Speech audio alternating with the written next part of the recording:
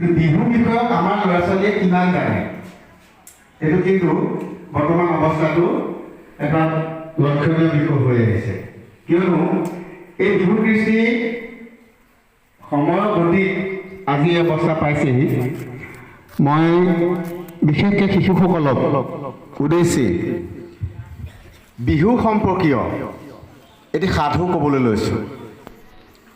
কিয়নো আমাৰ এই কৃষ্টিসমূহৰ ভিতৰত আমাৰ যি বাপতিসাহোন বিহু, ৰঙালী বিহু, এই বিহুটোনো কেতিয়া কেনেকৈ আমাৰ মাজত আহিল বা এই আহোঁতে যিটো ক্ৰমৰ বিৱৰ্তমান যিটো গতি, ধাৰাবাহিক যিটো গতিৰে বিহু আহি অৱস্থা পালেহি, এইসমূহৰ ওপৰত সৰুকৈ, কাৰণ আমাৰ ইয়াত আমি যাৰ আগত দুআষাৰ ক'বলৈ লৈছোঁ যে টুনুক থানাত বখিলা খেদাৰ বয়সৰ কণ কণ ছাত্ৰ ছাত্ৰী, গতিকে আমি ভাবিছোঁ যে তেওঁলোকে বুজি পোৱাকৈ মই দুআষাৰ ক'ম।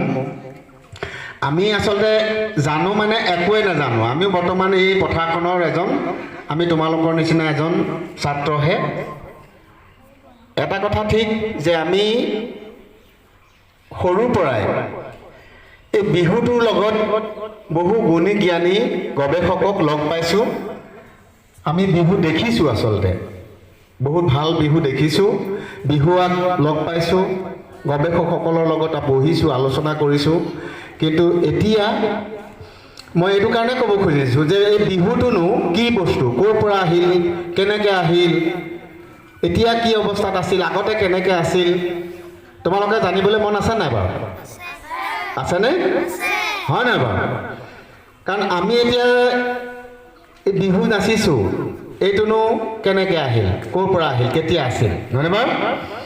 আমি যদি যাওঁ, বিহু গৱেষকসকলে আমাৰ ডক্টৰ লীলা গগৈ, অভয় দুৱাৰা, এখেতসকল আছিলে বিহু গৱেষক, লক্ষ্মীনাথ বেজবৰুৱা, সেই সময়ত তেখেতসকলৰ কিছুমান লিখনিত আমি পাইছোঁ বা বিহু গৱেষকসকলৰ লগত আলোচনা কৰি পাইছোঁ যে এটা কথা মানুহে সকলোৱে জানো যে মানুহে এসময়ত হাবিত বাস কৰিছিল, কেঁচা মাংস খাইছিল, নহয়নে বাৰু?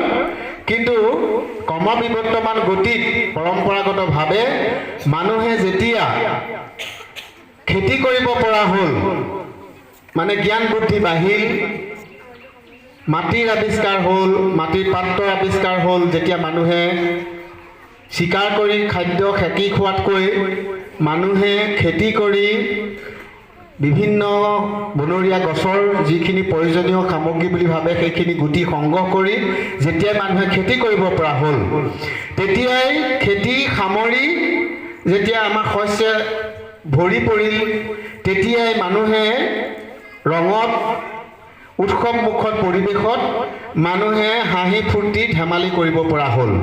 তেতিয়াই পৰা বিহুৰ সৃষ্টি কৰে বুলি কয়। আৰু সেই তেনেকৈ আহি আহি ক্ৰমাগতভাৱে এই বিহুটো এটা সময়ত সকলোৱে জানো যে এসময়ত আমাৰ ভাৰতবৰ্ষখন লগতে অসমখন ইংৰাজৰ শাসনত আছিল, হয় নহয়? সেই সময়তো বিহু আছিল। কেনেকুৱা আছিল? সেই সময়ত এনেকুৱা আছিল যে বিহুৰ আমি চাওঁ যদি তিনিটা পৰ্যায়ত আমি বৰ্তমানলৈকে বিহুটো আমি পৰিৱেশিত কৰি আহিছোঁ। যে প্ৰথম অৱস্থাত মানুহে কেৱল মাত্ৰ খেতিপথাৰ সামৰি ৰং আনন্দ উল্লাসত প্ৰেম প্ৰীতিৰ নিবেদন কৰিবৰ বাবেই এই বিহু নাচিছিল, বিহু গাইছিল। সেই সময়ত প্ৰথম অৱস্থাত বিহু তলিৰ পৰা ৰাতিটো বিহু মাৰিছিল। মানুহে খেতি খোলা সামৰি এই চ'তৰ শেষত মানুহে হাবিৰ মাজত ডেকা ভাগে, মহিলাই ভাগে, ছোৱালীয়ে ভাগে, বেলেগে বিহু নাচিছিল। সেই সময়ত ওৰে ৰাতিটো বিহু নাচিছিল আৰু তাতে বিহুৱাই বিহুৱতীক বিয়া কৰাইছিল। তেনেকৈ পলুৱাই লৈ গৈছিল, বিহু নাম আদান প্ৰদান হৈছিল, তাত ঘোঁৰা নাম গাইছিল। কিন্তু তেতিয়া সেই সময়ত বিহু তেনেকুৱা আছিল। তাৰপিছত আকৌ সেই বিহু আহি যেতিয়া চাউলুং চুকাফাৰ ৰজাৰ দিনত আমি সকলোৱে জানো, হয়নে? তেতিয়া আকৌ বিহুৱাই এটা বেলেগ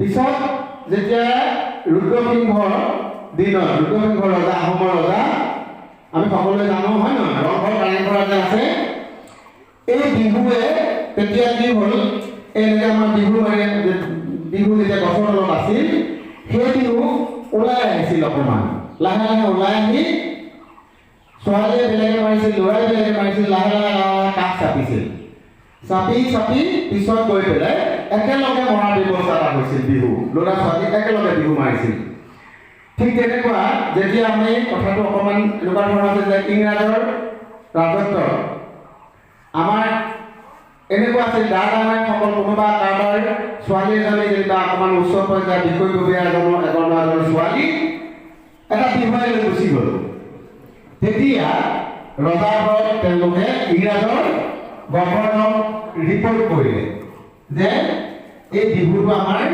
ভাল বস্তু নহয় এই বিহুটো কেৱল ল'ৰা ছোৱালী অনামিষ কৰে ল'ৰা ছোৱালী বিয়া গৈছে এইটো অশ্লীল যিটো মানে মানুহৰ সমাজ সমজুৱাকে এই নাচটো নাচিব নোৱাৰে বিহু গাব নোৱাৰে তেতিয়া আমি সকলোৱে জানো যে এসময়ৰ কলিকতি বুলি এগৰাকী নাচনি আছিল কলিকতি আৰু ধনকলীয়া বুলি এজন বিহুৱা আছিল তেওঁলোকৰ সাহসতে তেতিয়া তেওঁলোকে ক'লে যে যেতিয়া ৰজাৰ ওচৰত গোচৰ দিলে তেতিয়া গ'লে গভৰ্ণৰৰ ওচৰত যে আমি এই বিহুটো যেতিয়া মানে বন্ধ কৰিব লাগে বুলি তেওঁলোকে কৈছিলে তেতিয়া গভৰ্ণৰৰ ওচৰত ধনকলীয়া আৰু কলিকতিয়ে বুজিছানে বিহুটো তেওঁলোকে প্ৰদৰ্শন কৰিলে লগত কেইজনমান লৈ গৈ পেলাই কলীয়াবোৰৰ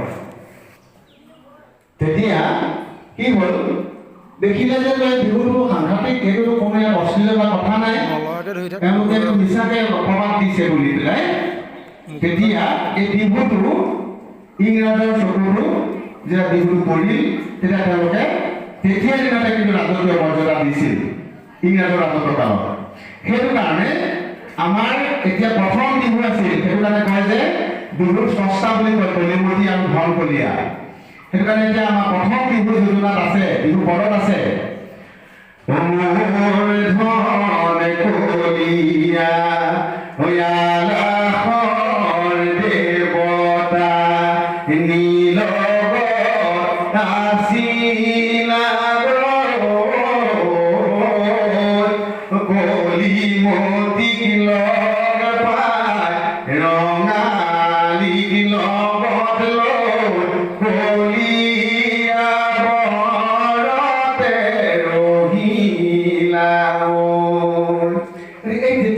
পুৰণা ঘটনা আকৌ আহোম ৰজাৰ দিনত তেওঁলোকৰ দেৱতা বুলি কয় যে কলিমতি তেওঁলোকৰ উপদেৱতা আমি যেনেকৈ আমাৰ যেনেকৈ শীতলা আই যেনেকৈ দুৰ্গা শিৱ পাৰ্বতী তেনেকুৱা আমাৰ যেনেকৈ দেৱতা তেওঁলোকে আহোমৰ দিনত তেওঁলোকৰ কলিমতি কয় চিচা আৰু ধনকলীয়া তেওঁলোকে কয় ত্ৰিথান তেওঁলোকৰ দেৱতা বুলি কয় গতিকে এই পূৰ্ব পৰম্পৰাটো তেতিয়াৰ পৰা চলি আহিছে তাৰপিছত যেতিয়া ৰুদ্ৰসিংহ ৰজাৰ দিনত বিহু গৈ ৰাজকীয় স্বীকৃতি পালে কেনেকৈ যে ল'ৰা ছোৱালী একেলগে ধুনীয়াকৈ মুগা কাপোৰ কেইখনমান মুগা কাপোৰ পিন্ধি ধুতি চুৰিয়া পিন্ধি যেতিয়া ৰজা ঘৰত বিহু প্ৰদৰ্শন কৰিলে তেতিয়াই বিহুৱে ৰাজকীয় স্বীকৃতি পালে আৰু ডাঙৰীয়া ঘৰত এই হুঁচৰি ব্যৱস্থাটো তাৰপিছত হ'ল ডাঙৰীয়া ঘৰত হুঁচৰি মাৰিবলগীয়া হ'ল তেতিয়া বিহুনামবিলাকত আমাৰ বিহুনামবিলাকৰ সুৰবিলাকো বেলেগ তেতিয়া আহি গ'ল ওলালে বাছৰা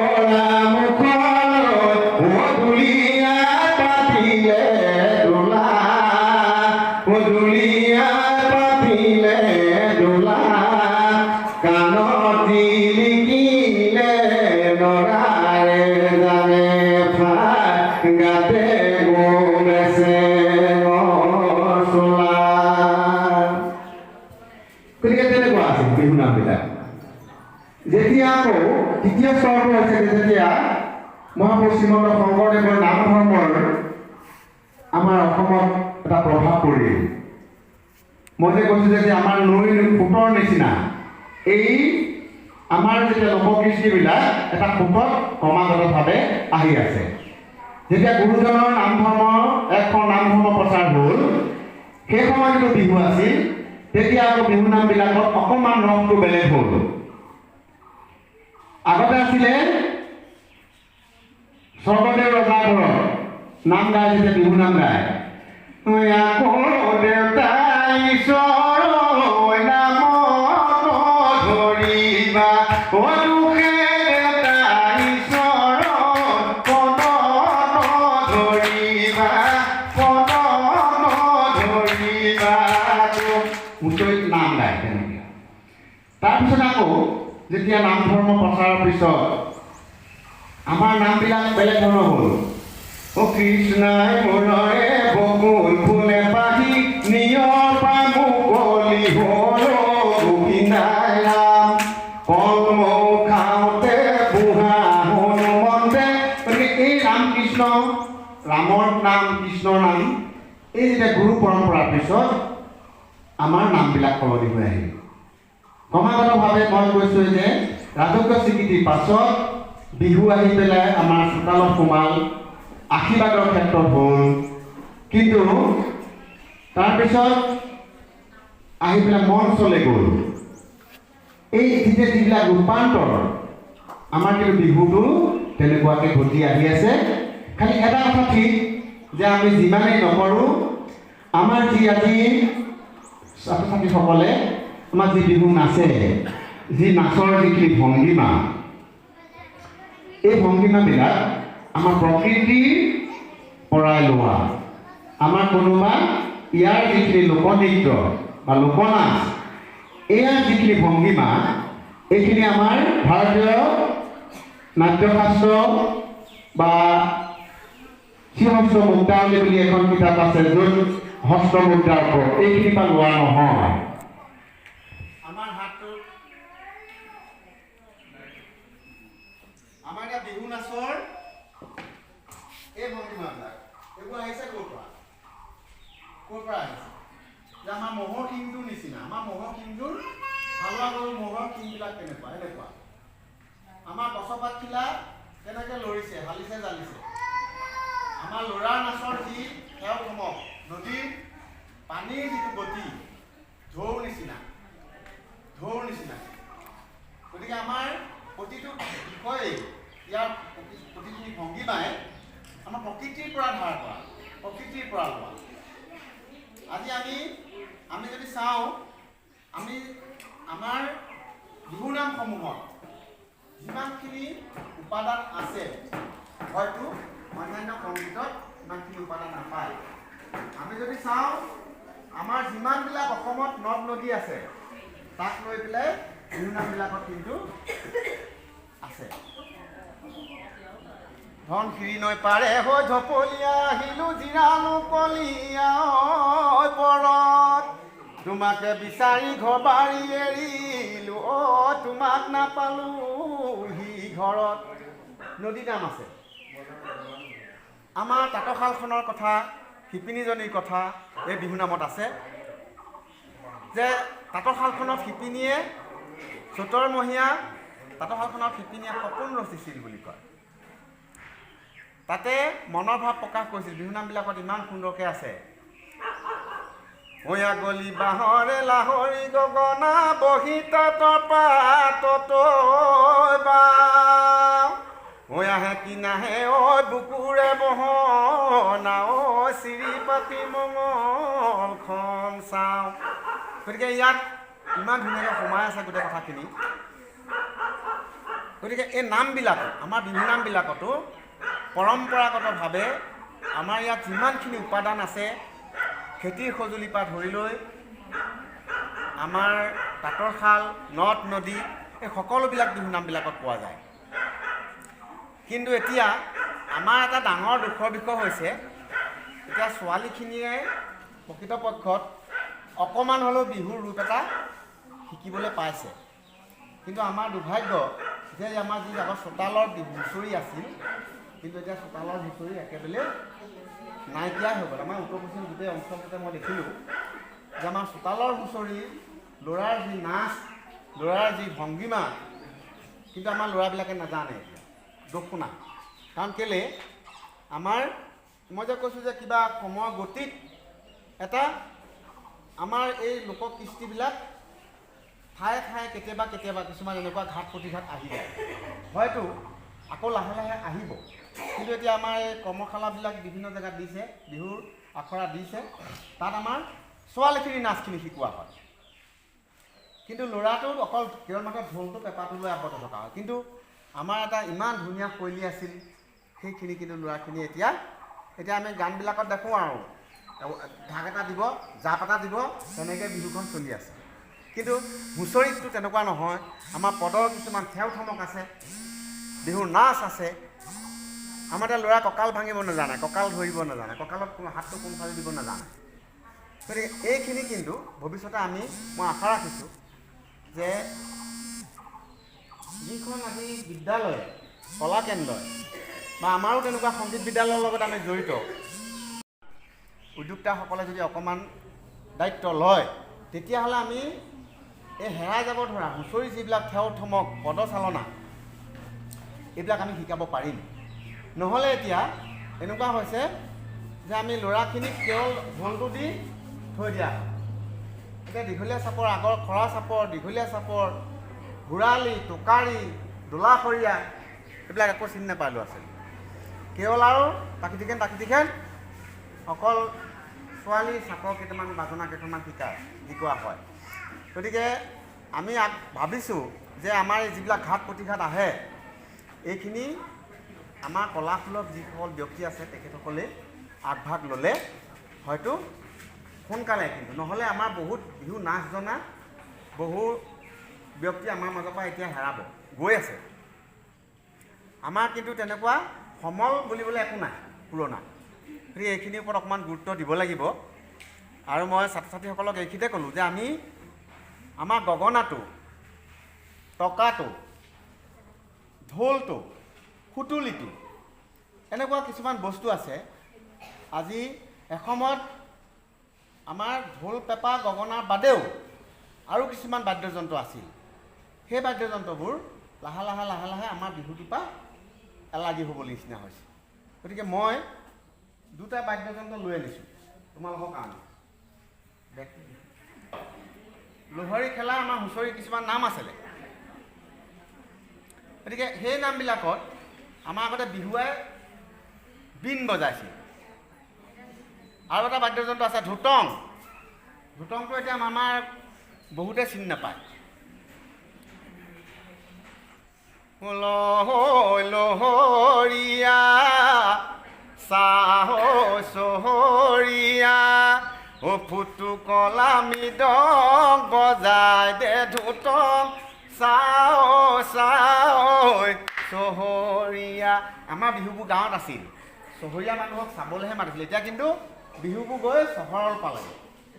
এতিয়া কেন্দ্ৰীয় বিহু পাতিছে, মানে এনেকুৱা হৈছে, মানে কেন্দ্ৰ মানে কি, য'ত আমাৰ চহৰৰ কেন্দ্ৰ। গতিকে আমাৰ ল'ৰা ছোৱালী এতিয়া তালৈ নিবলগীয়া হৈছে। গতিকে এই অৱস্থাবিলাক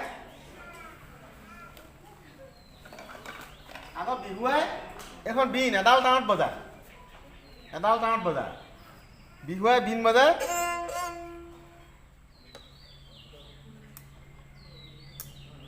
বিহুৰ নাচবিলাক, বীণৰ নাচবিলাক বেলেগ আছিলে।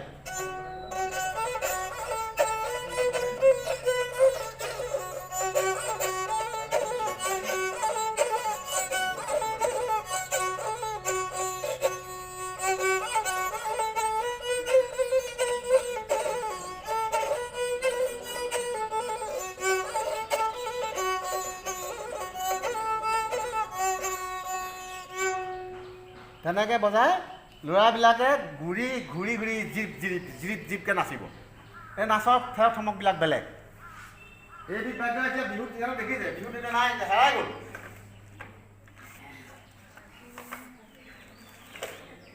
এইটো এতিয়া ধুতং, হয়নে? এইটো আকৌ এক কোমল বাঁহৰ পৰা বনাব লাগে, সেকি বনাব লাগে।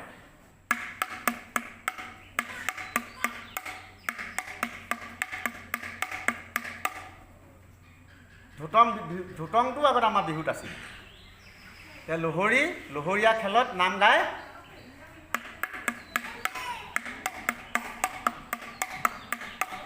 তাক টুপিয়াই বজায়।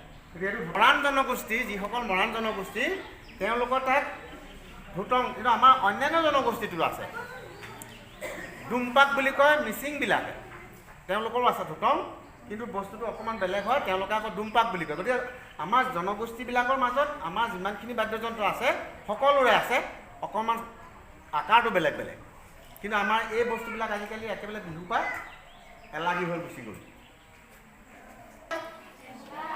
হা কি পেপা? যোৰা পেপা।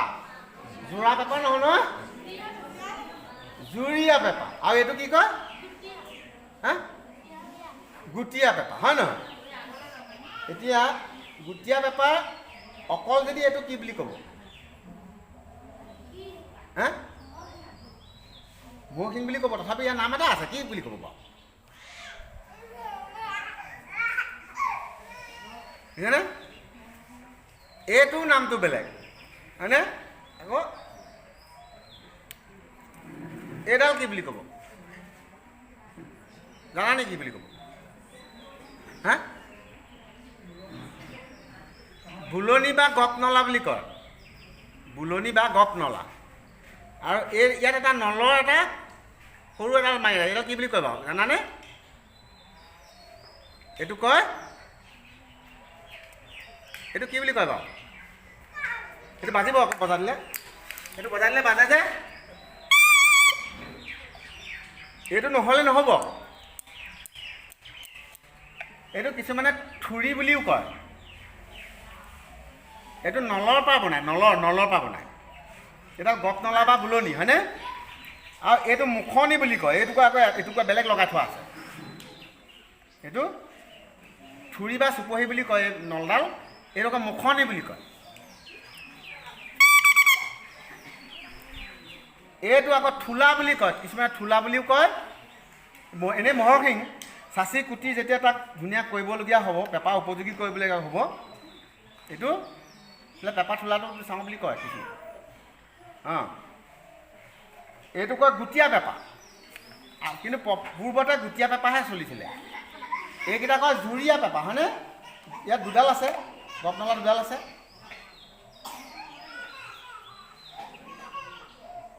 এতিয়া আকৌ কি হৈছে, আমাৰ যদি নতুনখিনিক আমি শিকোঁ, যেনেকৈ ঢোলৰ যেনেকৈ বোল আছে নহয়, খোৱা চাউটো কেনেকুৱা আছিলে জানা নি? নাচনী চেও এটা জানা নেকি? ঢোলত কেনেকৈ কয়? নাচনী চেও এটা কেনেকৈ বজায় ঢোলত জানা নি? তাত্তা কি বজায় নাই? হা গতিকে ঢোলটোৰ যেনেকৈ বাকী বাদ্যযন্ত্ৰ প্ৰত্যেকৰে নিজৰ নিজৰ, মই এইটো কাৰণেহে উলিয়াইছোঁ কথাটো, প্ৰতিটো বাদ্যযন্ত্ৰৰ নিজৰ নিজৰ কিছুমান বোল বাণী থাকে। এতিয়া কেতিয়াকে দিঘেন তাক ৰেন গেনা, দিঘেন তাক তাহ, তাত মানে কি দিঘেন তাহ শীত, এইবিলাক হৈছে কি বোল বাণী, হয়নে? ৰেন গেনা দিঘেন দি তাক দিনা দিঘান দি তাক তাহ, হয়নে? এনেকুৱা কিছুমান বোল বাণী থাকে। তেনেকৈ পেপাৰো এতিয়া কি হয়, আমাৰ এতিয়া বিহুৱাই কি কৰে, নামটোকে পেপাটোত বজায়, বিহুৰ নামটো পেপাটোত বজায়, কিন্তু প্ৰকৃতপক্ষত সেইটো নহয়। ইয়াৰ নিজৰ চেও চাপৰ আছে, টি টি টি তাহি তললো তলাই টি টি টি টি টি তাহি তললো টি তাহি তললো টি। ই আকৌ তেনেকুৱা ক'ব, টি টি তাহি তললো তিলালি টি টি টি তিলাই টি টি টি টি তলো টি তাহি টি তলো। গতিকে সুৰটো হ'লেও তেনেকৈ বাজিব। কিন্তু এতিয়া ল'ৰাবিলাকে কি কয়, বিহু নাম এটা পেপাটোত বজায়, নিজৰ নিজৰ কিছুমান স্বকীয় বৈশিষ্ট্য, নিজৰ নিজৰ বোলবাণী আছে, বুজিছেনে?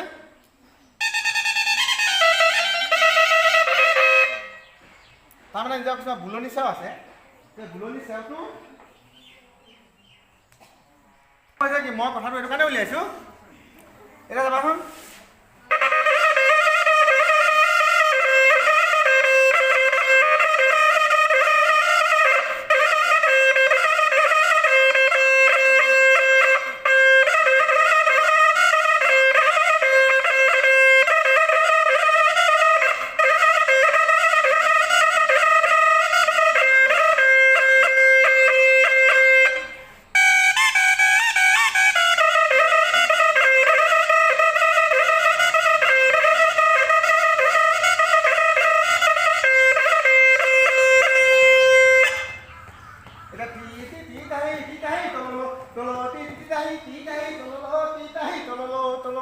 টি এই কিছুমান নিজৰ বোল বানি থাকে হয়নে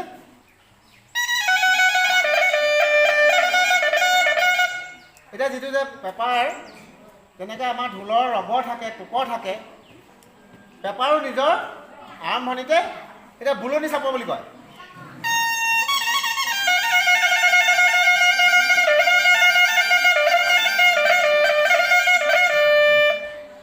তাৰপিছতে যোজনাটো বাজিব তাৰপিছতে গগনাটো বাজিব সুৰটো বাজিব গতিকে প্ৰতিটো বস্তুৰে এই প্ৰাথমিক কিছুমান নিয়ম থাকে এখন গগনা পাত আছিলে কালি তাকি গুচি আহিলে বুজিছা নাই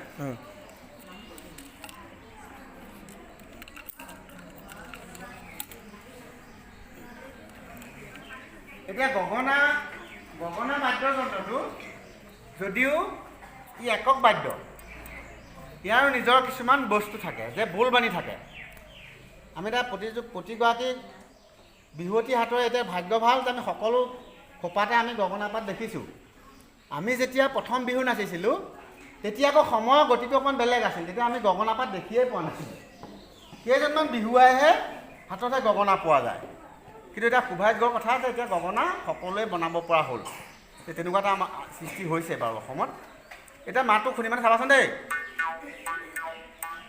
শুনিছানে নাই বাৰু শুনিছানে এতিয়া ইয়াৰ প্ৰথমতে চোৱা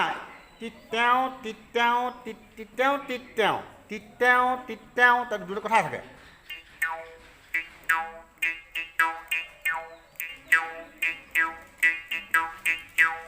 এইটো মূল অংশ তাৰপিছতে বাজিব তাৰপিছতে বিহু নিচিনাকৈ বাজি যাব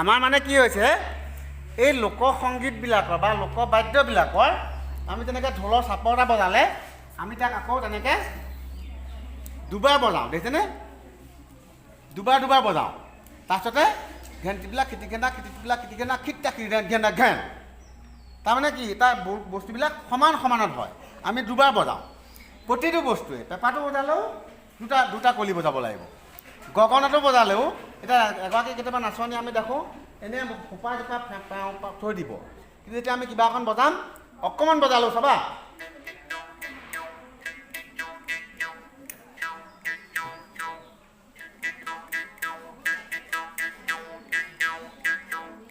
আমাৰ মানে গোটেই বস্তুবোৰ হৈছে কি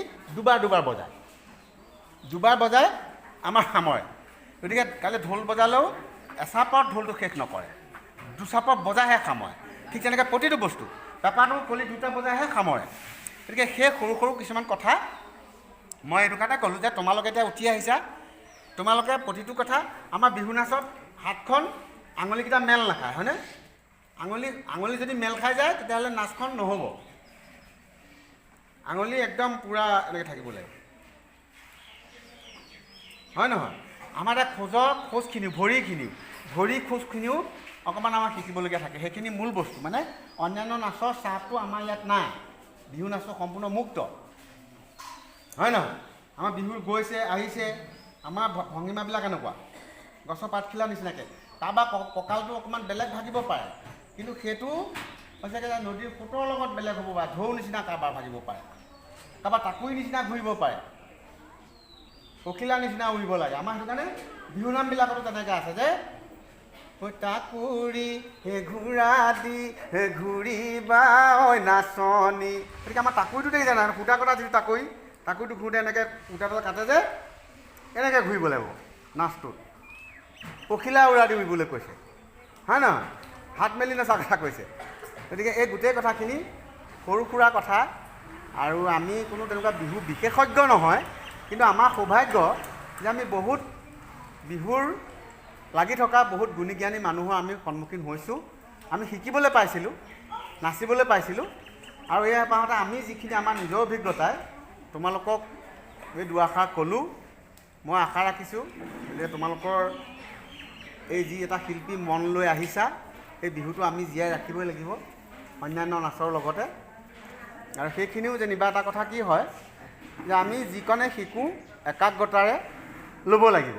ভাল লগা তোমালোকে একো নালাগে, এতিয়া এইটো শিকা যে ভাল লগাটো চাবলৈ শিকিব লাগিব। কোনোবাই ভাল নাচিছে, আমি যেতিয়া অকণমান জানিম তেতিয়াহে আমি গম পাম যে তেওঁ ভাল নাচিছে বা এওঁ অকণমান নাচটো আনতকৈ বেলেগ, এওঁৰ পৰা কিবা ল'ব পৰা যায় নেকি। সেই কথাখিনি আমি ইজনীয়ে সিজনীৰ পৰাই শিকিব লাগিব। ঠিক সেইকণ শিকিবলৈকে বিহুটো ধৰি ৰাখিবলৈকে আগবাঢ়ি অহাৰ কাৰণে সদৌতিলৈকে মই পুনৰবাৰ আন্তৰিক অভিনন্দন জনাইছোঁ আৰু ইয়াত উপবিষ্ট সমূহ ৰাইজলৈ মই বিহুববীয়া শুভেচ্ছা জনাইছোঁ। আৰু লগতে এটি বিহু নামেৰে বিহু যোজনাই মই সকলোলৈকে বিহু অকণমান দিছোঁ।